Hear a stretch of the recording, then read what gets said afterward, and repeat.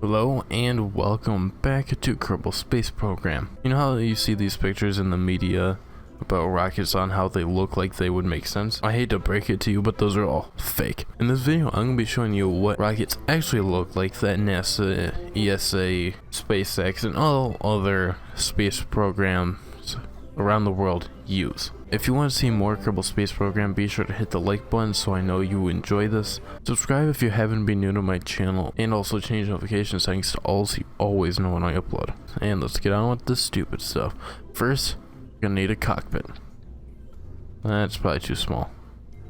I have that problem way too often. Yeah, this should be, no, perfect. This seems perfect. Now, what I'm going to go by is essentially mass. How much does the stuff weigh? And now obviously the more you weigh, the stronger engine you will need in order to fire. These are heavy rockets. How much do they weigh? Does it tell me? Mass 144 tons. In case you don't know, 1 ton is 2,000 pounds. I think I'll take one of these. This is bigger than my rocket, and then one super engine pretty much. Just to be sure all my Kerbals get back from their mission safely, I'm gonna give them a parachute because they're totally gonna be safe. This will probably require clamps. I'm gonna remove that because that's just gonna annoy me for the rest of eternity. Let's go with a triple. I should probably put a decoupler on this so that it shoots off once it's, you know, not useful anymore. So this one, I don't want you in synchronous mode anymore. Essentially what synchronous mode does is lets you place stuff synchronously up to, I think, 8. So when you have it on 3, it's perfectly, well, it's symmetrical. That's the word they were using. And I'll put some clamps on the booster itself just so it doesn't fall. We'll create a new stage here for the decoupler in case I need to get rid of it. So I'm gonna have all the clamps go at the same time as my engines, and hopefully it doesn't crash, which knowing this game, it will. Which is the fun part. Oh, this totally looks safe. Z to bring up my throttle all the way, and let's go. At least I don't need the decoupler anymore. Can I at least, nope, that's the wrong button. Can I at least steer it up toward the not the surface, this surface, the sky. That's the word I was looking for. And I'm almost out of fuel. I'm not even that high up. Wait, why don't I turn on SAS? But appears the booster has fallen. It's cool how instead of normally when something's crashing in the atmosphere, like coming from space back in, it's on fire, but this is going out of the atmosphere on fire because friction. Essentially, the rocket's moving so fast that it's hitting the air molecules so hard that it's causing this flame effect just from the friction.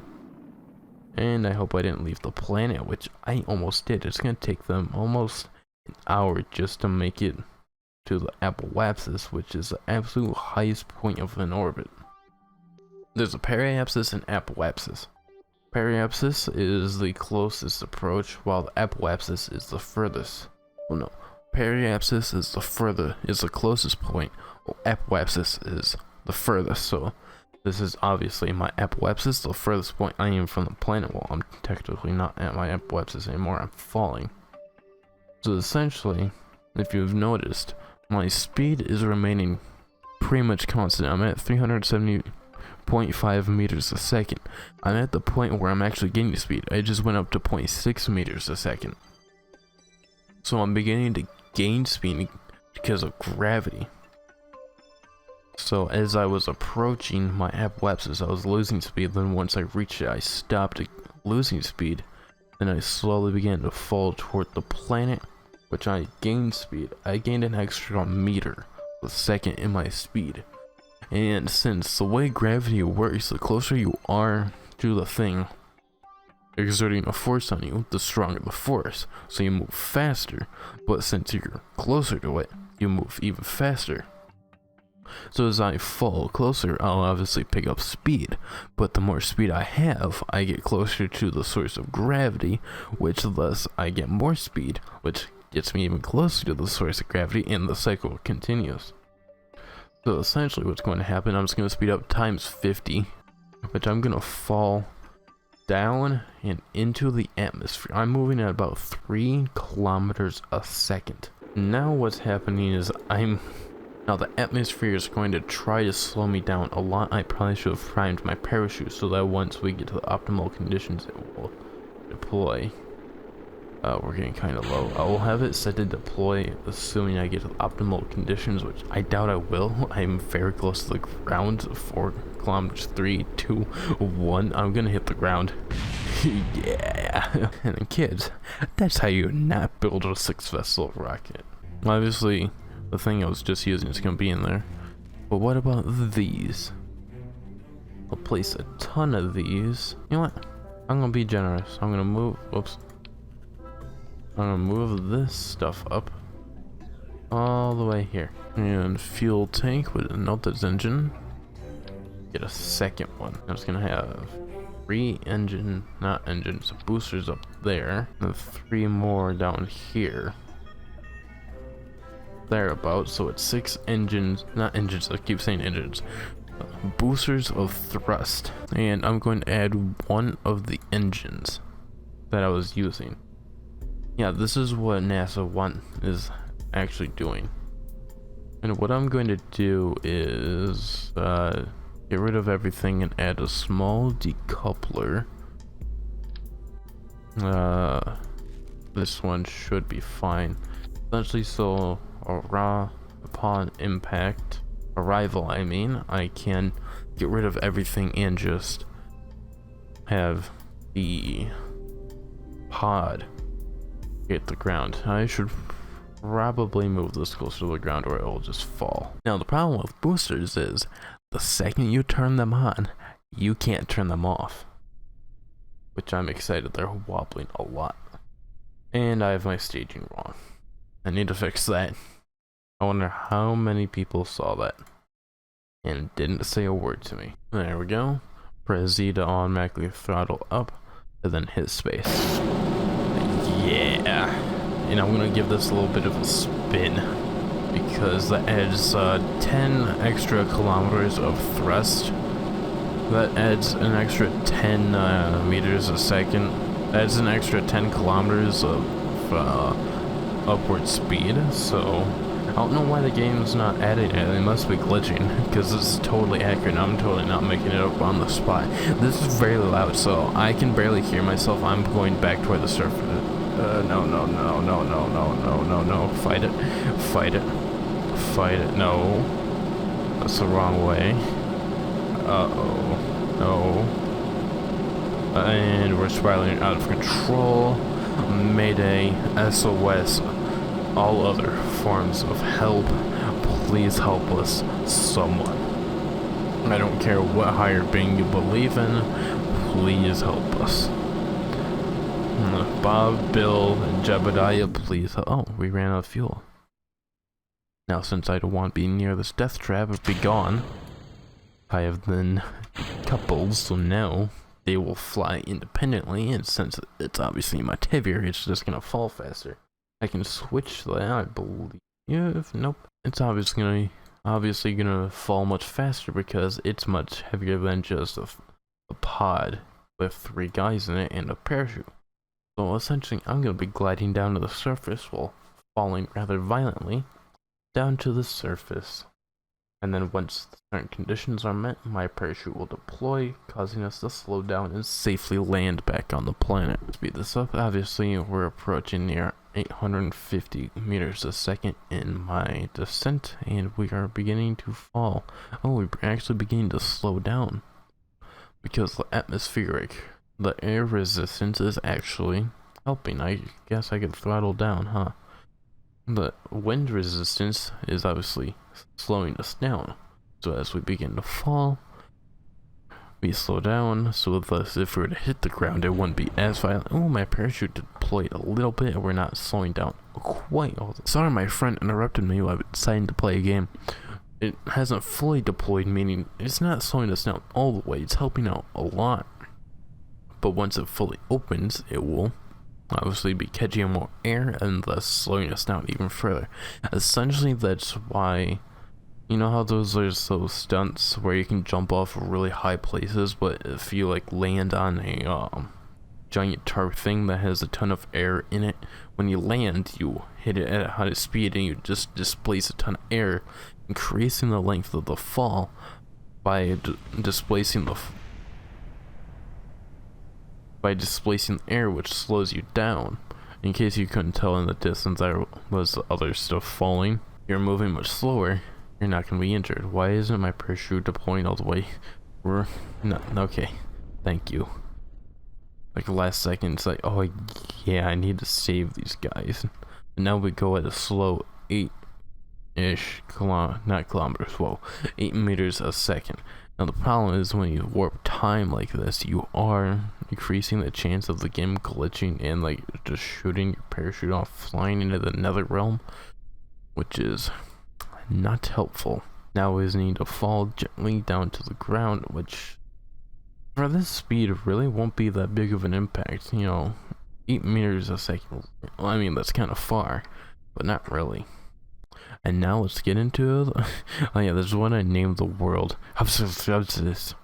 I totally didn't have a stroke. Now let's go to vehicle assembly.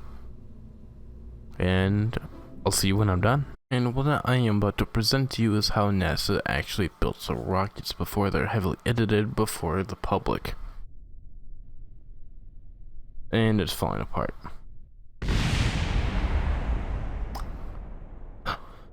Scratch that idea. The parachute may go off.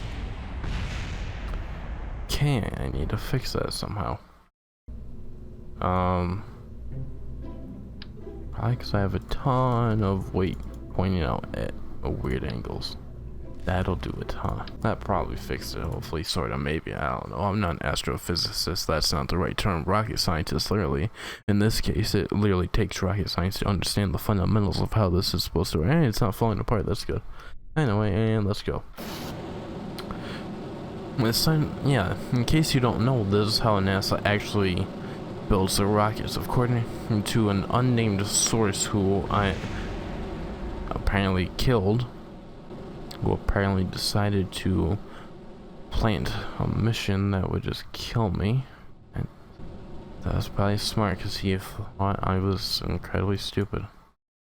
Let's fix this. It's still wobbling. One of them just fell off. And it's probably fine. It still went. Oh, it's uneven. The mass is uneven. Oh, that fixed my problem. The problem is I might be way too heavy for these three. Actually, they're doing a pretty good job. You know, what happens if I decouple while I'm being boosted? Let's find out. Oh, look at that. A whole pile. What is that? I don't know. And it appears I'm about to fall off. But just kind of, not kind of, extremely nerve-wracking.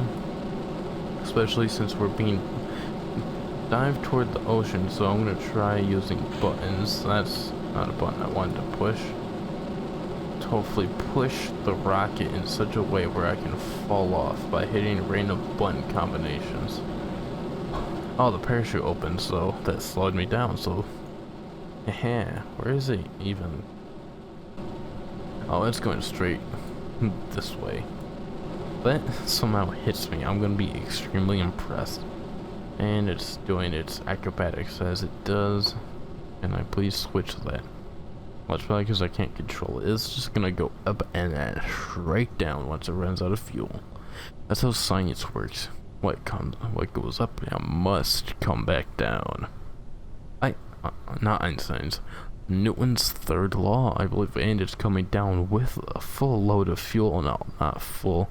A large amount of fuel. It's actually slowing down a bit. I just was not paying attention to my thing at all.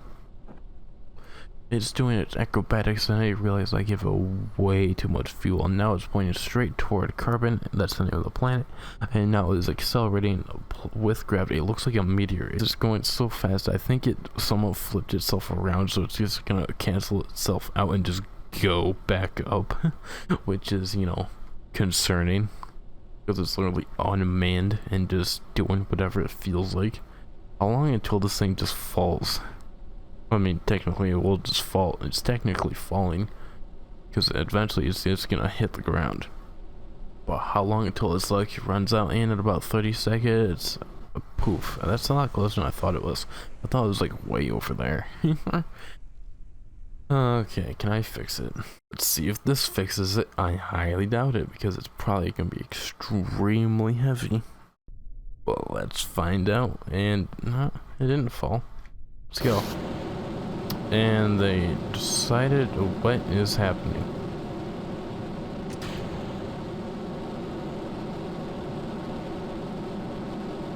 What? I just realized that's going to just break out. I didn't actually break the parachute. I thought. I can't switch them. Okay, that did not fix it. Apparently bigger was not better. I just removed one.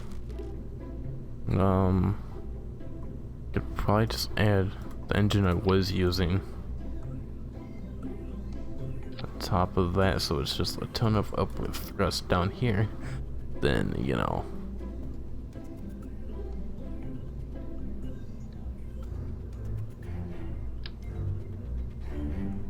Apparently you can just stack these on top of each other. What? Well, you can attach stuff to them from the top, so let's just put a few more of these, because I don't see enough boosters. I don't know about you. Well, this seems about right, because the more thrust you have, the more you would go up, because you have more stuff pushing you up, so thus you're more likely to get to space instead of the ground. And let's go. I need to turn down the volume. Spacecraft, like 12. Much better. Much better. Energizing, we're not very... We're pretty much not going in a straight line. Let me try to fix it so it's pointing just straight up. There we go. It's almost perfectly vertical, which is kind of a good sign. But it's actually cool, because this is really realistic. As I get up to, say, the upper atmosphere, I can throttle back because there's much less air resistance. So I can conserve fuel this way, even though I'm pretty much out of the stuff. No, let's just go full speed. Full send, why not? Because who needs physics where we're going? And let's go last second to retrograde, which is slowing us down in every possible way, exerting almost 15 G's of force onto our part, and we're out of fuel. Now, I'm gonna be lazy and just use its heavy weight to, you know, take us down. You know, I'm gonna go slightly before the apoapsis, which is about 2 minutes away, which is kind of not that far. I mean, space is kind of big. We're still in the atmosphere. We're not even technically in space. You're in space? Oh, never mind. You're technically in space at like 100,000 meters or something. I don't think we've technically passed through the atmosphere all the way. We just went past it slightly. And also, this really isn't that big, and we're just falling straight back down. And since I'm extremely lazy, oh, we did slightly make it into space, but we're crashing down back in the atmosphere. And I'm gonna decouple so that I don't have to deal with this weight. So thus, I'm gonna fall down kind of quicker because I just got much lighter, but again, gravity. I mean, we're gonna actually see this firsthand, since it takes more force for the fuel and everything to fall, but since it's so much heavier, it's just gonna fall faster. Even though we're technically moving at a probably higher speed. And also it's much bigger, so it has more area for gravity to affect it, so it's just gonna poof. And it's going straight vertical, engines first, into the surface of the planet. And I tried to deploy my parachute so that once it's ready, it can just go. Moving at 500 meters a second, almost down to 350 past that. How's it not crashed down there yet? That's what I want to know. I feel like we're just gonna hear a loud explosion fairly soon. I don't like how you can. That was such a tiny explosion. I mean, granted, we're like 6 kilometers above it, which is fairly high. I was terrified that it wasn't going to deploy for whatever reason. Now we go slowly back down to the surface. And you know what? I want to spice this up. I'm gonna go back normal speed. What am I doing? And I'm gonna cut the parachute. We're just gonna fall right into that. We're gonna explode. Well, we're much higher than I thought. Anyway guys, if you enjoyed this episode of exposing NASA and Kerbal Space Program, be sure to hit the like button, subscribe if you happen to be new to my channel, and change notification settings to all so you always know when I upload. And I'll see you guys in my next video. Peace.